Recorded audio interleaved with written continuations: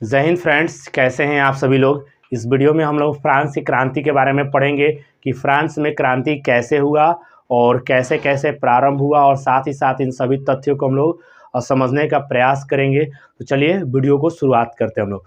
तो जैसा कि आप सभी लोग इस चित्र को देख रहे होंगे, ये फ्रांस का पॉलिटिकल मैप मान सकते हैं आप लोग।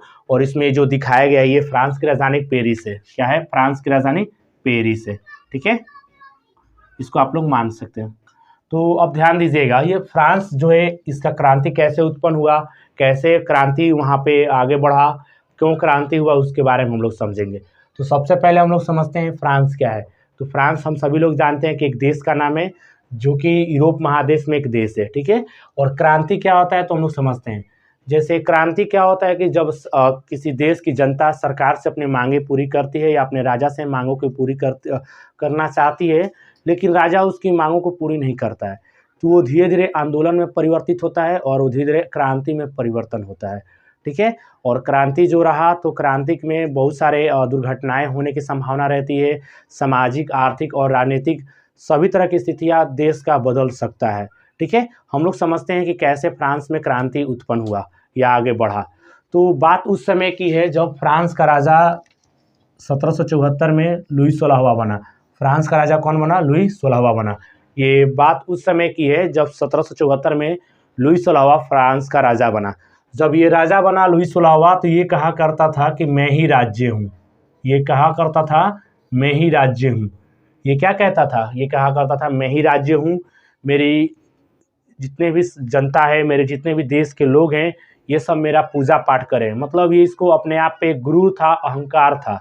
और एक तरह से कहा जाए तो ये जो राजक था ये अयोग्य शासक था, जो अपने देश के प्रति ईमानदारी से कार्य नहीं करता था, और साथ ही साथ यह बहुत फिजूल खर्ची राजा था। ठीक है, तो हम लोग समझते हैं लुई 16वां जो था ये क्या कहा करता था? ये कहा करता था मैं ही राज्य हूँ। ये कहा करता था मैं ही राज्य हूँ, मैं ही राज्य हूँ। और साथ ही साथ ये जो था, क्या होता है कि जो राजा होता है ना, तो राजतंत्र से संबंध रखता है, यानी राजा का इन सिस्टम होता है उसमें। तो उसमें जो राजा होता है ना, एक वंश से संबंधित होता है। जैसे राजा का बेटा ही उसका उत्तराधिकारी बनेगा। तो इसमें जो राजा था लुई 16वां, वो बुर्बो वंश का था। फ्रांस में कौन सा वंश था? बुर्बो वंश का था। ठीक है, बुर्बो वंश था। अब ये क्या हुआ, ध्यान दीजिएगा। अब बात हम लोग करते हैं कि इतना हम लोग जान गए कि राजा कौन था, लुई 16वां था। अब बात करते हैं कि फ्रांस में क्रांति कैसे उत्पन्न हुआ। तो हम सभी लोग जानते हैं कि जैसे आप सभी लोग भी जानते होंगे इस बात को कि 1774 में अमेरिका स्वतंत्र हुआ था। ठीक है, तो आप सभी लोग जानते होंगे कि 1774 के 4 जुलाई 1774 में अमेरिका स्वतंत्र हुआ था। ठीक है, तो उसमें क्या हुआ था, अमेरिका जो देश था उस पे एक देश था इंग्लैंड, ये कब्जा किया हुआ था। ठीक है, तो क्या होता है, अमेरिका के लोगों ने, अमेरिका के जो सेनापति थे जॉर्ज वाशिंगटन, ये फ्रांस के राजा लुई 16वां से सहायता मांगते हैं। किससे सहायता मांगते हैं?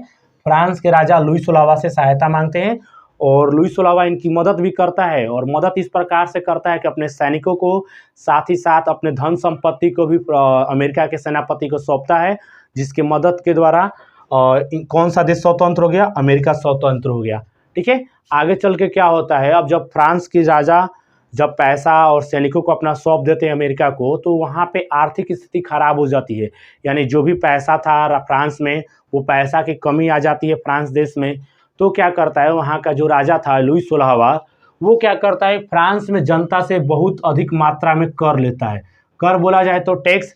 जैसे व्यापारी लोग हो गए या फिर किसान वर्ग के लोग हो गए, अगर बाजार में या फिर जाके व्यापारी लोग अपना सामान का बेचना चाहते हैं या बाजार में जाकर बेचना चाहते हैं, तो उन पे बहुत ज़्यादा वो कर लेता था, जिसके बदौलत यह क्रांति शुरू हुई। और इसका मतलब ये नहीं है कि केवल इन्हीं के कारणों की वजह से इसका क्रांति उत्पन्न हुआ फ्रांस में। इसके कई कारण थे, इन सभी कारणों के बारे में भी हम लोग चर्चा करेंगे। फिर क्या होता है, जब ये राजा बन जाता है फ्रांस में 1774 में लुई 16वां, तो ये क्या करता है, ये घूमने के लिए जाता है देश विदेश। ठीक है, तो ये अपने देश के जो भी पड़ोसी देश थे उन देशों में घूमने के लिए जाता है। तो इस देश के बगल में एक देश था ऑस्ट्रिया। कौन सा देश था? ऑस्ट्रिया। ठीक है, ऑस्ट्रिया में ये घूमने के लिए गया, तो वहाँ पे एक राजकुमारी थी जिसका नाम था मेरी अंतोइनेट। कौन थी? मेरी अंतोइनेट। ऑस्ट्रिया की रानी राजकुमारी थी वो मेरी। ऑस्ट्रिया की राजकुमारी थी मेरी अंतोइनेट। इससे क्या होता है, लुई 16वां को प्रेम हो जाता है। इससे क्या होता है, लुई सोलहवां को प्रेम हो जाता है। किसको, लुई सोलहवां को मेरी अंतोनेट से प्रेम हो जाता है। और प्रेम इस प्रकार होता है कि ये धीरे धीरे इन लोगों का प्रेम विवाह में परिवर्तन हो जाता है। तो एक समय के बाद जब लुई सोलहवां का विवाह मेरी अंतोनेट से हो जाता है, मेरी अंतोनेट किस देश की थी, तो ऑस्ट्रिया देश की थी। और जब दोनों में विवाह हो जाता है तो मेरी अंतोनेट फ्रांस के राजा लुई सोलहवां के साथ उसके देश राजा आती है फ्रांस में। और वहाँ पे क्या होता है, जब रानी देखती है कि राजा का ज़्यादा मन देश को चलाने में नहीं लग रहा है, तो वो क्या कहती है राजा से कि सरकार या महाराज आप आराम कीजिए, मैं आपके देश को चलाऊंगी। तो वो क्या करती है, लुई सोलहवां को कहती है कि आप आराम कीजिए। और लुई सोलहवां भी उतना योग्य शासक नहीं था, अर्थात अयोग्य शासक था, निरंकुश शासक था। वो भी फिजूल खर्ची था, बेमतलब का पैसा इधर उधर उड़ाता रहता था अपने शौक के लिए। आगे चल के क्या होता है, जब लुई सोलहवां की पत्नी मेरी अंतोनेट राजभार संभाल रही थी, राजपाट संभाल रही थी, तो वो क्या करती है, जिस देश से आई हुई रहती है, किस देश से आई हुई रहती है, वो ऑस्ट्रिया से, तो वहाँ से अपने सहेलियों को लेकर आती है, अपने सहेलियों, अपने रिश्तेदार, अपने दोस्तों को लेकर आती है।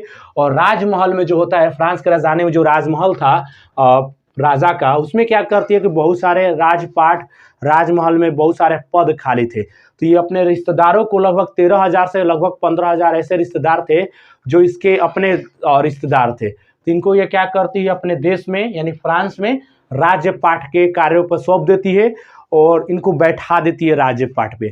ठीक है, आगे क्या होता है ध्यान दीजिएगा। आगे क्या होता है कि जो रानी थी ये अपने रिश्तेदारों को अपने राजमहल में काम दे देती है। अब क्या होता है, ये जो रिश्तेदार थे वो उतने ईमानदार नहीं थे, ना ही कोई विशेष प्रकार का काम करते थे। ठीक है, ये केवल बैठ के फ्रांस के महल में यानी राजा के महल में बैठ के समय बिताते थे और किसी भी विशेष प्रकार का कार्य नहीं करते थे। आगे चल के क्या होता है, जब भी जो भी कर वसूला जाता था, उसमें से जो रानी थी वो क्या करती थी, इन लोगों पे ज़्यादा पैसा व्यय करती थी, ज़्यादा खर्च करती थी। ठीक है, और साथ ही साथ जब रानी राजमहल घूमने के लिए निकला करती थी तो बहुत सारे अपने पैसे को जनता पे लुटवाती थी। जैसे क्या होता है ना, जैसे राजा या फिर रानी जब अपने राज दरबार को निकलता है तो दासी लोग या फिर सैनिक लोग उन पे पैसा का बरसात करते हैं या निछावर करते हैं। ठीक है, तो ठीक ऐसे ही रानी जो थी मेरी अंतोनेट, ये अपने आप को काफ़ी शोभित करना चाहती थी, समाज में दिखाना चाहती थी कि मैं काफ़ी पैसे वाला ही हूँ। ठीक है, इसके बदौलत भी फ्रांस में पैसा की आर्थिक स्थिति बन गई, यानी खराब हो गई वहाँ की आर्थिक स्थिति, जिसके बदले वहाँ पे क्रांति उत्पन्न हो गई। और भी इसके कई रीजन थे, राजनीतिक कारण भी थे, धार्मिक कारण भी थे, और भी कई रीजन थे। अब हम लोग समझने का प्रयास करते हैं। यहाँ तक हम लोग समझ गए कि फ्रांस का राजा कौन था, लुई सोलहवां था। उसकी पत्नी कौन थी, मेरी अंतोनेट। मेरी अंतोनेट किस देश की राजकुमारी थी, तो वो ऑस्ट्रिया देश की राजकुमारी थी। उसका विवाह किसके साथ हुआ, लुई सोलहवां के साथ। लुई सोलहवां फ्रांस का राजा कब बना, 1774 में। आगे मैंने बताया आप सभी को, लुई सोलहवां हमेशा कहता था मैं ही राज्य हूँ, मेरी आप सभी लोग पूजा पाठ करिए, मैं ही यहाँ का भगवान हूँ। ठीक है, ये कहता था लुई सोलहवां। आगे चल के क्या होता है ध्यान दीजिएगा, ये किस वंश से संबंध रखता था, बूर्बो वंश से। आगे ध्यान दीजिएगा। अब यहाँ पे आगे हम लोग समझते हैं कि फ्रांस की जो जनता थी, जो वहाँ के लोग थे, वो 3 भागों में बटे हुए थे। फ्रांस के जो लोग थे कितने भागों में बटे हुए थे, तो ध्यान दीजिएगा यहाँ पे फ्रांस के जो लोग थे कितने भागों में बटे हुए थे, 3 भागों में बटे हुए थे। कौन कौन से हम लोग समझते हैं। देखिए 3 भागों में बटे हुए थे। एक तो था पादरी वर्ग, यानी वहाँ का समाज जो था 3 वर्गों में बटा था। एक तो पादरी वर्ग, दूसरा कुलीन वर्ग और तीसरा मध्यम वर्ग। मध्यम वर्ग या आम जनता। ठीक है, ये जो था पहला, ये दूसरा, ये तीसरा। इसमें क्या था, जैसे ध्यान मान लीजिएगा आप लोग, ये जो पूरा फ्रांस के जो लोग थे ना बाबू, ये 3 वर्गों में ही लोग थे। वहाँ पे 3 तरह के लोग रहते थे, एक पादरी वर्ग के लोग, एक कुलीन वर्ग के लोग और ये मध्यम वर्ग के लोग। ये जैसे आप मान सकते हैं, जैसे आप किसी देश में लोग होते हैं ना, जैसे अमीर लोग, मध्यम लोग, गरीब लोग, वैसे ही वहाँ पे भी फ्रांस में भी ऐसा स्थिति था। तो पादरी वर्ग के लोग का अर्थ क्या हुआ, पादरी लोग उसे कहा जाता है, जैसे आप मान सकते हैं फ्रांस में जो चर्च होते हैं, ईसाई धर्म के जो लोग होते हैं जो पूजा पाठ कराते हैं, उन्हें पादरी कहा जाता था। ठीक है, और कुलीन वर्ग के लोग वो होते थे जो राजा के कार्यपाठ में शामिल होते थे, राजा के सभी पदों पे होते थे। ठीक है, और जो मध्यम वर्ग के जो लोग थे बाबू, मान सकते हैं आप लोग, मध्यम वर्ग के जो लोग थे वो किसान लोग थे, शिक्षक लोग थे, शिल्पकार लोग थे, डॉक्टर लोग थे और भी लोग थे, ठीक है, जो छोटे मोटे कार्य करते थे। तो इनके बदौलत क्या हुआ, जो राजा जो था ये पादरी वर्ग के लोगों के साथ कोई कर नहीं लेता था, ना ही मध्यम वर्ग के लोगों के साथ लेता था, ठीक है, कर, लेकिन कुलीन वर्ग के लोगों के साथ नहीं लेता था। पादरी वर्ग और कुलीन वर्ग के लोगों के साथ कर बिल्कुल नहीं लेता था, लेकिन वही मध्यम वर्ग के लोगों के साथ बहुत ज़्यादा कर लेता था। और फ्रांस में इन लोगों की जनसंख्या ज़्यादा थी, इसके बदौलत यहाँ की जनता क्या करती है, एक विशेष प्रकार की नारा लगाती है। मध्यम वर्ग की जनता एक नारा लगाती है स्वतंत्रता का, स्वतंत्रता, बंधुत्व और समानता का नारा लगाता है, ठीक है। वहाँ का जनता लगाती है। एक तो स्वतंत्रता यानी हम सभी को आज़ादी चाहिए, हम कोई भी पद पे या किसी भी कार्य का करना चाहते हैं तो हमें स्वतंत्रता मिलनी चाहिए। साथ ही साथ वो बंधुत्व का अर्थ क्या हो जाएगा यहाँ पे, बंधुत्व का अर्थ हो जाएगा यहाँ पे आप मान सकते हैं भाईचारा, कि हम सभी लोग मिलजुल कर रहें, ना ही किसी के साथ भेदभाव हो, ठीक है। और तीसरा जो था समानता, ये समानता का अर्थ हुआ कि हम सभी के साथ बराबरी का अधिकार हो, ना ही पादरी वर्ग के लोगों को अलग व्यवस्था मिले, ना ही कुलीन वर्ग के लोगों को, ना ही मध्यम वर्ग के लोगों को। तो याद रखिएगा, फ्रांस में एक नारा दिया गया था मध्यम वर्ग के लोगों के द्वारा, स्वतंत्रता, बंधुत्व, समानता, इन सभी को नारा दिया गया था, ठीक है, जिसका काफ़ी तेज़ी से प्रचलन फ्रांस की जनता में हुआ। और फ्रांस की जनता ने इसका काफ़ी विरोध भी किया कि हम सबको ये सब अधिकार चाहिए, और इसके बदौलत वहाँ पे क्रांति का शुरुआत हुआ।